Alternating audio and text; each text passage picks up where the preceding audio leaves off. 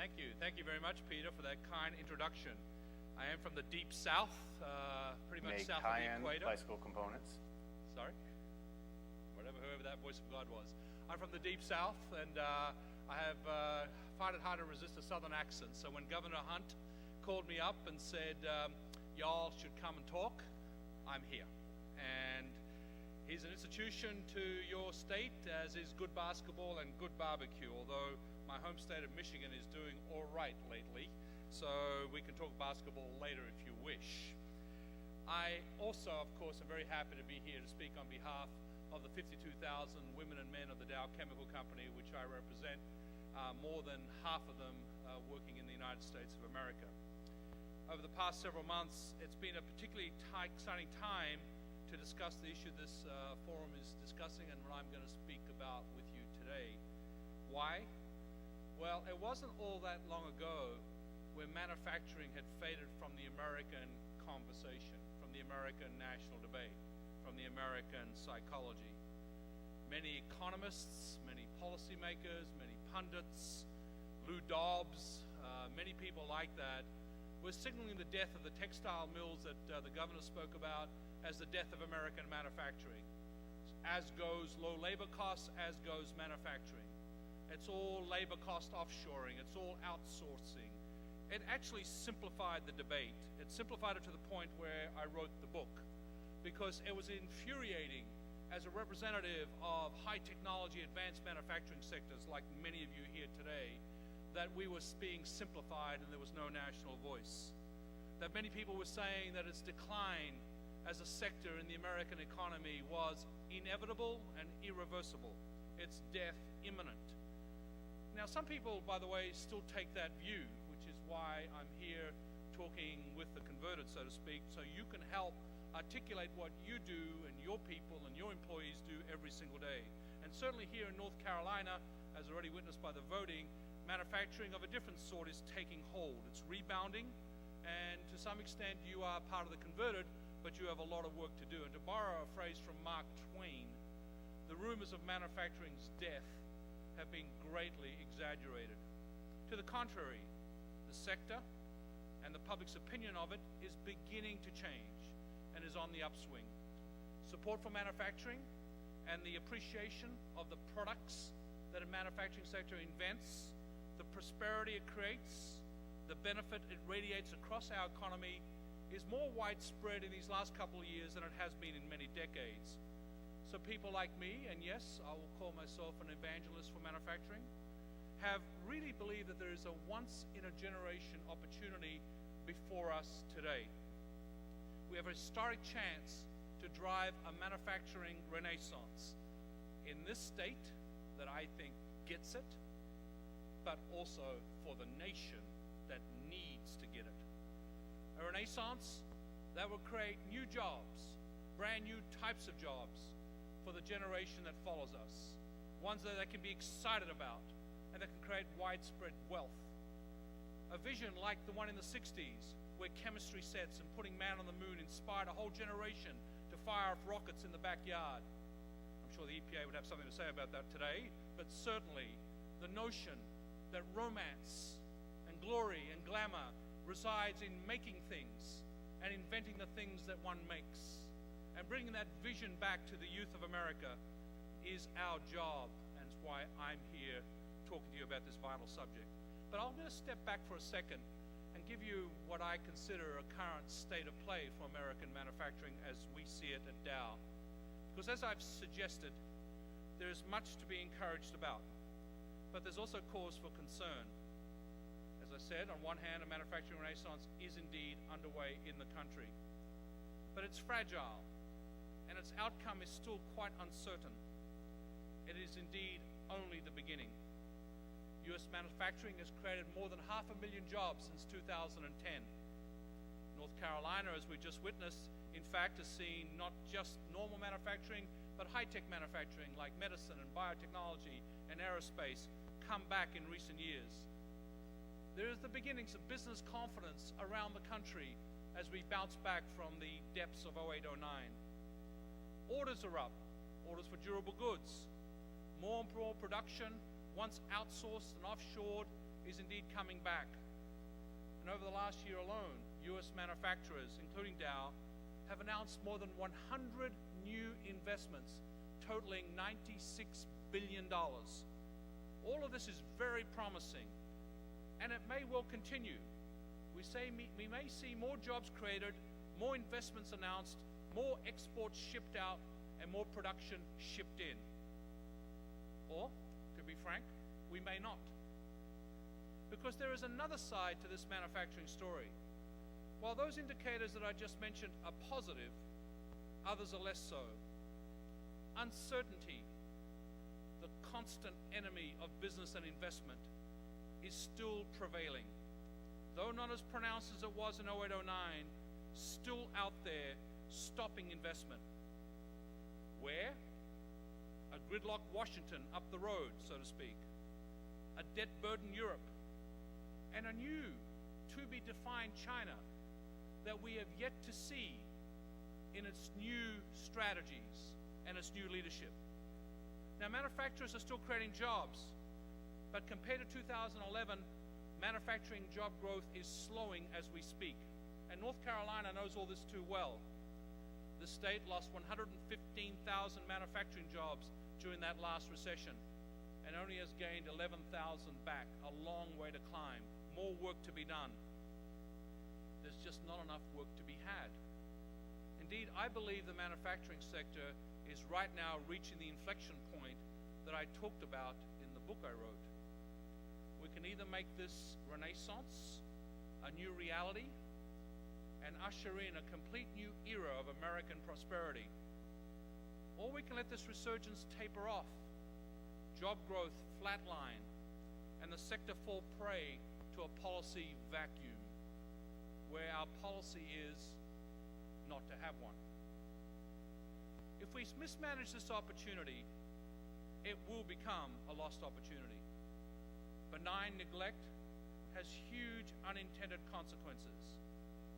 But as a foreigner from the deep south, so to speak, that has benefited from this great American model, an American model of entrepreneurial action and freedom and values, I can tell you, I know this is not the American way, to let things go by the wayside with benign neglect. This is a country that's known for action. And a course of action, or rather, a course of inaction, is something that I and all of us who are in manufacturing cannot and will not accept. Not only because I'm passionate about the sector, but because I am confident in its power to renew, accelerate, and transform the entire US economy. Because make no mistake, the power of manufacturing is nothing less than transformative.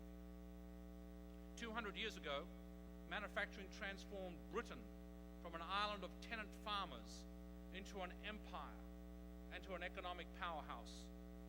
Just over 100 years ago, manufacturing transformed America from a land of small cities and towns and unpopulated prairies into a nation of cities and commercial centers, buzzing with new ideas, humming with trade, and connected by what was then a modern infrastructure.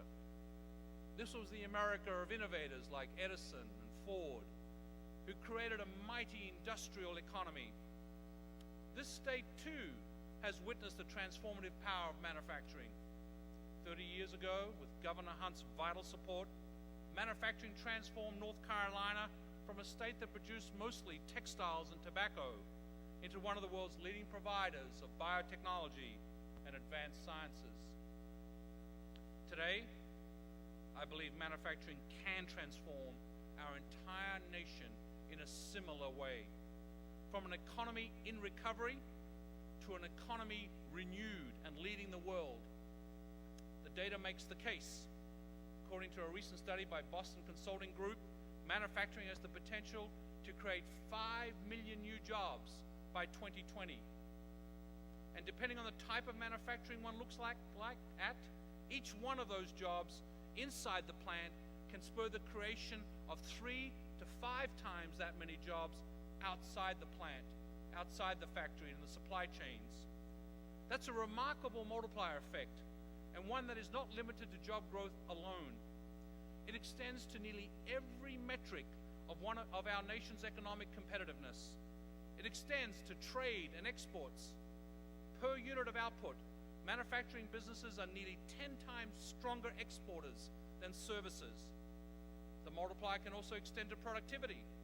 Compared to jobs in other sectors, manufacturing jobs contribute twice as much on average to our nation's productivity.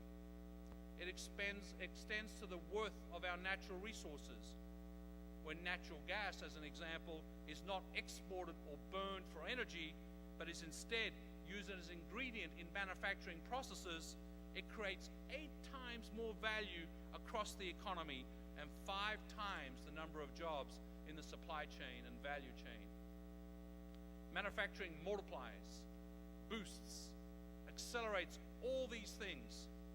And let me add, it also expands our capacity to innovate, just as Ford and Edison showed us in their era. Because the manufacturing I'm describing to you, you who know it so well in this renewed state, the one I'm describing is not what the American psychology thinks of when it thinks of the sector. It's not that of smokestacks and pollution-creating factories and assembly lines of a bygone era.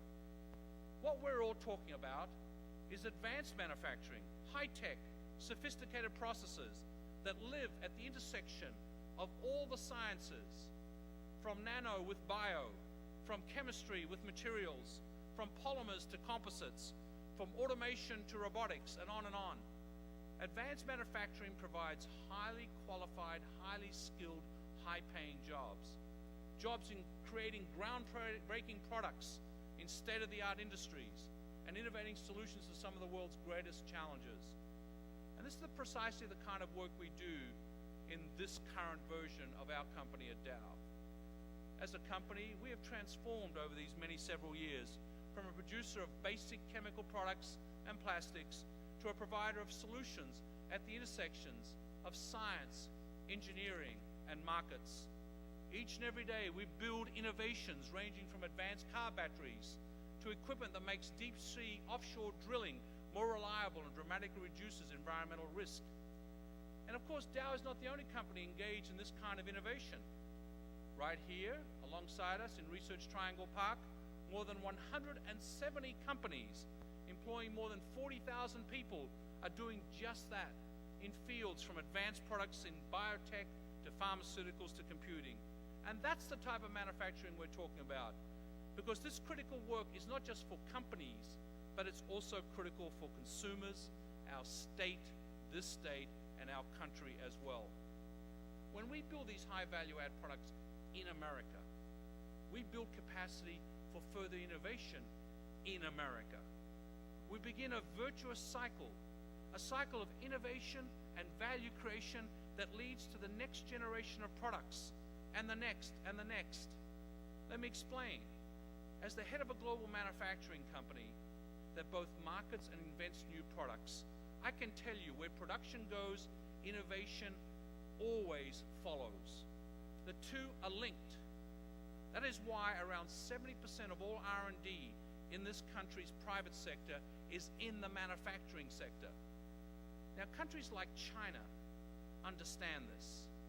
They understand the value of co-location, the speed with which they can develop their economy by co-locating manufacturing and adding R&D and innovation.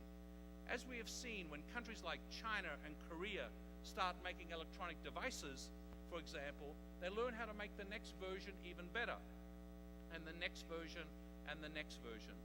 So they build R&D centers around that industry cluster, and they generate the human and intellectual capital to feed that industry by building universities around that innovation center.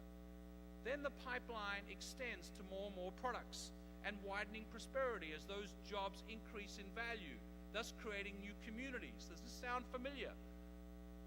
It's what you've been doing in North Carolina, but they get it. When companies like Dow go to China, I get red carpet. When companies like Dow go to Washington, I get red tape. It's a very simple formula. States like North Carolina get it. States like Indiana get it. Countries like the US have yet to get it. But China is coming. Not just China. All the emerging countries have this vision of a national manufacturing sector. They are all clustering new technologies, new products with innovation centers. Manufacturing is attracted to their country, and from there they build the human pipeline. And they're doing it in relatively short times. The cycle is compressing. Well, how about doing it in America? What an innovative thought that would be. An advanced manufacturing America. Not where there's just one Bell Labs or one Silicon Valley, but hundreds and thousands of Bell Labs and Silicon Valleys, or another Research Triangle Park, so to speak. This America should be building itself every day, where innovation hubs, manufacturing centers are common, from small towns to large cities and every state and every region in the country. An America where ideas work like a foundry, hammering out these great ideas into lucrative exports that wipe away our trade deficit and help solve our fiscal deficit. An America that leverages its genius to its full potential and ensures that every worker can do the same, because high-paying jobs and the training required to do them will become readily available. And that's what an advanced manufacturing vision for America could look like. That's where this virtuous cycle I just spoke about leads to. But here's news for all of you. It just doesn't start on its own. It cannot. Beginning it, that task rests in our hands, our collective hands. It is in our power to create the conditions for profound and sustained economic growth. And of course, as I've already said, America is not the only nation that gets it. We're competing from China, and I've said Brazil and emerging countries. How about Germany? Germany gets it, creating next generation industries. Doesn't matter where you are in the economic cycle, you can build the next industries from here if you're willing to embrace the tasks, if you're willing to set the right kind of priorities, provide the right kind of incentives, getting the right kind of results. And more importantly, what these countries are doing are developing comprehensive, detailed, national advanced manufacturing strategies. I've said in the book, in my Dow, the Dow that I've gotten to see in these last 37 years of working for it, with 25 of those out in Asia, I've seen countries compete like companies. When Dow is out there, it's competing against countries. And my country is the United States of America. How do I compete from here? Well, we need something that has become an oxymoron. We need thoughtful policy making. The good news is we really don't have to start from scratch. As already said by Peter in the introduction, President Obama tasked a team of us, and I was lucky enough to co-chair it with Susan Hockfield, the recently retired president of MIT. We're all at the table, and we produced policy prescriptions that can be actionized. They reflect strategies and actions that places like North Carolina have actually already started putting into effect. But they can be done not just at local and regional and state level, but at national level. The recommendations in our advanced manufacturing plan have been made public, so I'm not going to go through them here today. But here's what we found. 11 technology platforms that America has the inventory, the institutions, the universities, the talent to win at today. That all we have to do is aggregate our collective will and put them together and win in the global marketplace like we mean to win. Not to be fragmented and fight each other, but to figure out how to do it as a whole. If this sounds like an industrial policy, I make no excuse. I don't care about the term industrial policy.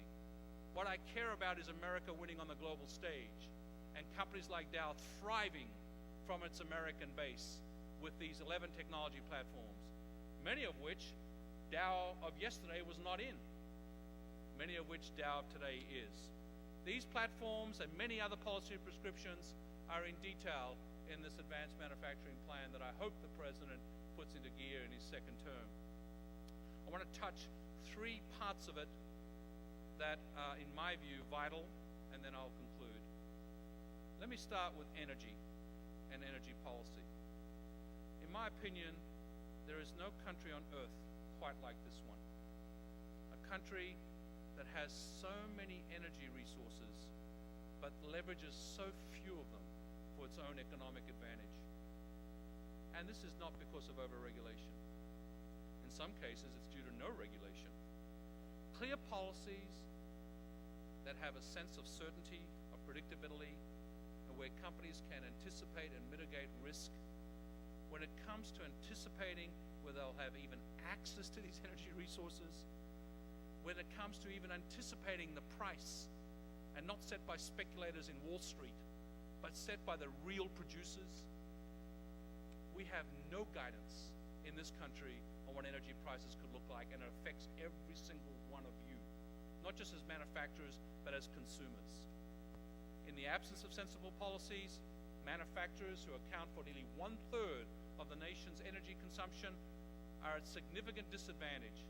When it comes to anticipating price, they have no sense of it.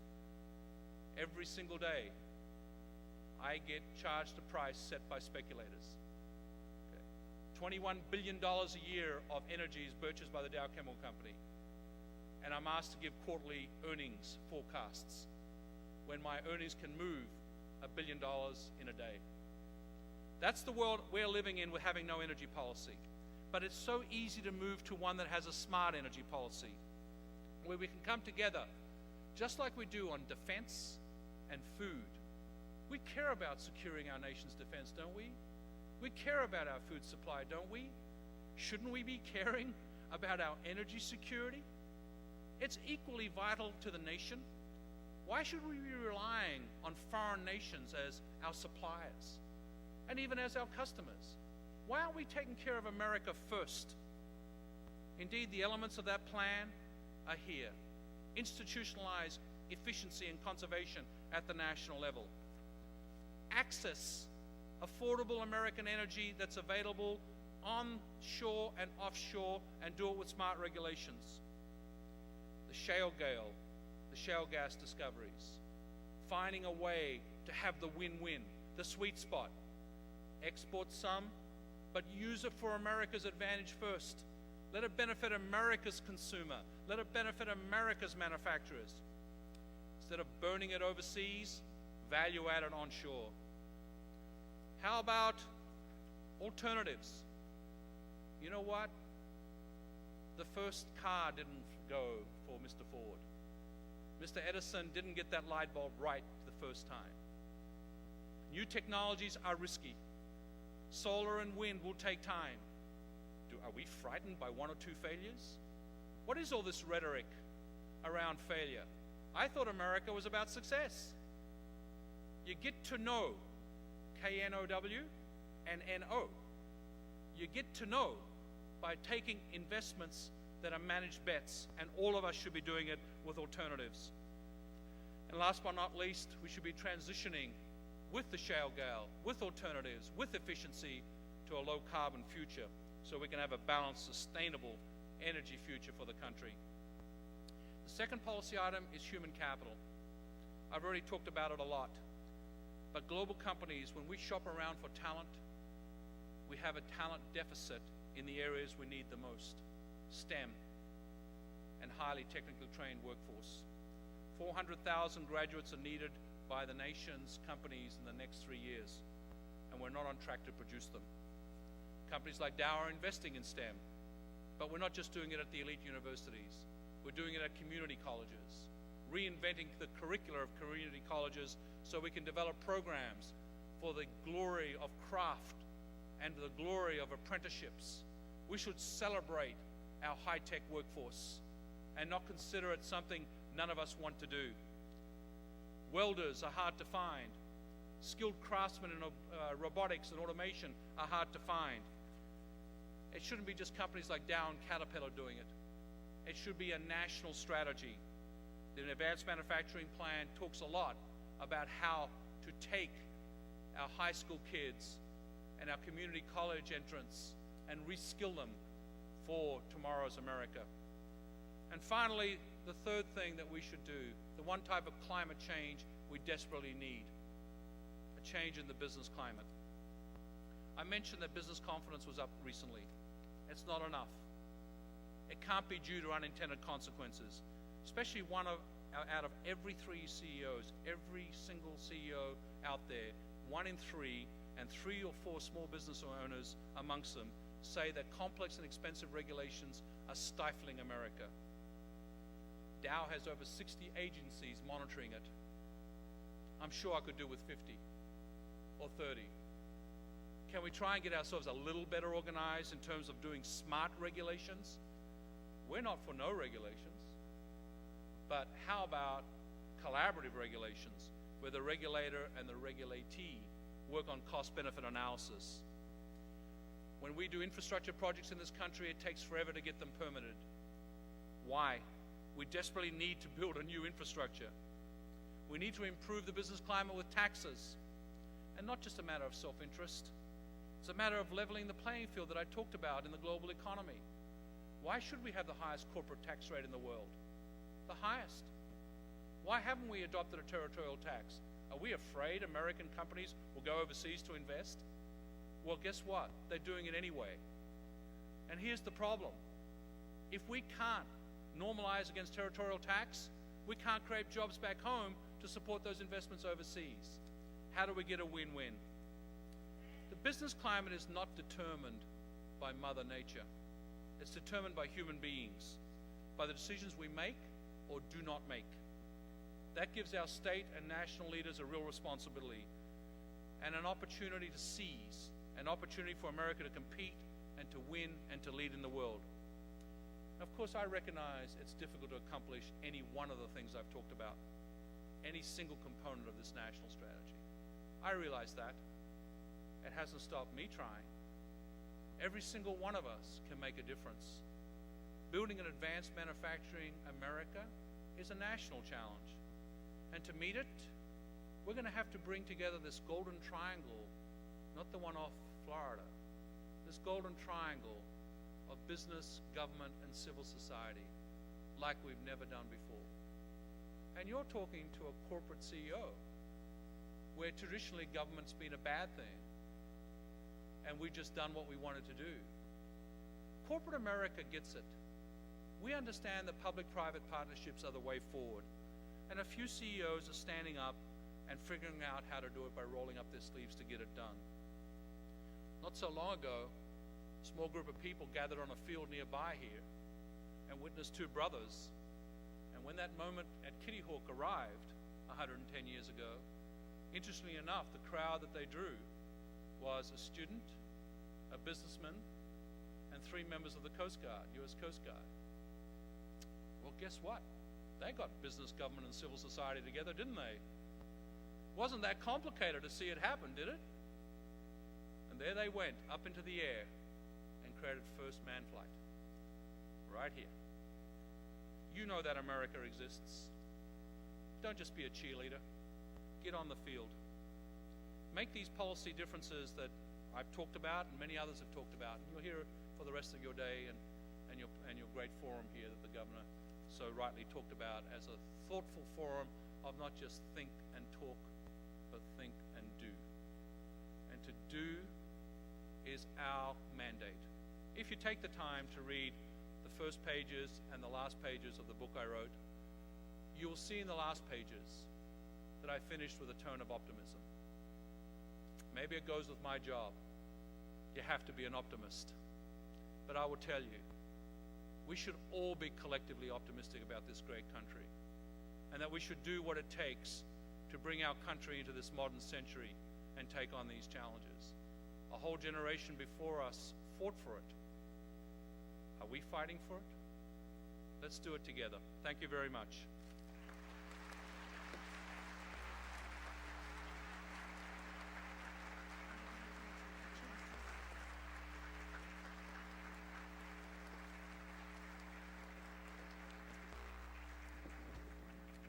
Thank you, Andrew. I am actually programmed to ask this crowd some more polling questions, but since they're only at 50%, instead I think I'm going to just ask you a couple of questions.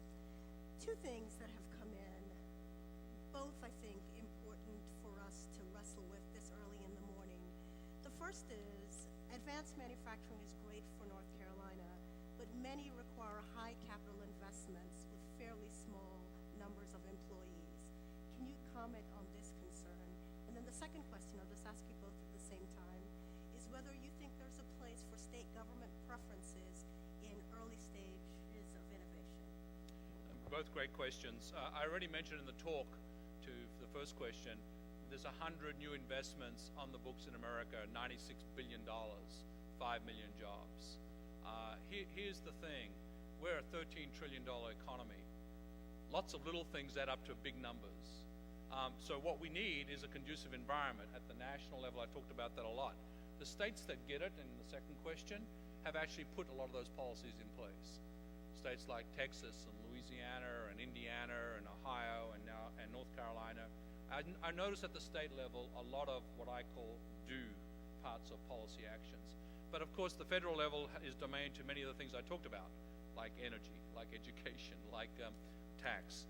And so there is still uncertainty out there in those investments. The reality is that America with these 11 technology platforms can create lots of the jobs that I've talked about if it does more than one or two. We can't do this in series. This is no longer the domain of doing a Silicon Valley, electronics, information technology, then biotech, then something else, then something else. That's not the world we're in. The world we're in, China, 12th five-year plan.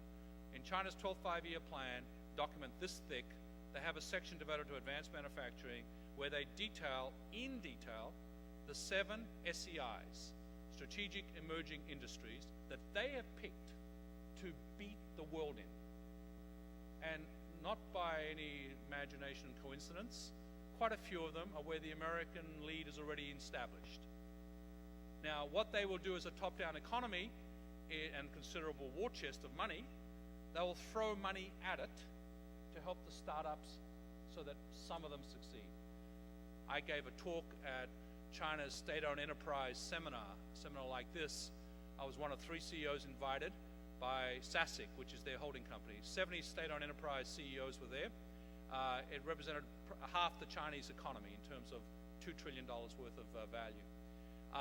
The topics we were asked to talk on is, teach us how to be you. Teach us how to be global. Teach us how to win on the global stage. So they're doing that, and they have the war chest from the state. So do you think we should get some help from the federal and state government on doing some things in the winning area? We're throwing so much bad money after bad sectors. Why don't we just get collaboration between bad government spending and good corporate spending and put the two things together? That's in the Advanced Manufacturing Plan recommendation, and President Obama has already dedicated $500 million from the DARPA budget to this end. But we've got to push for more. Thank you. Wonderful. Thank you. Thank you very much. You all, please join me in thanking our first plenary speaker.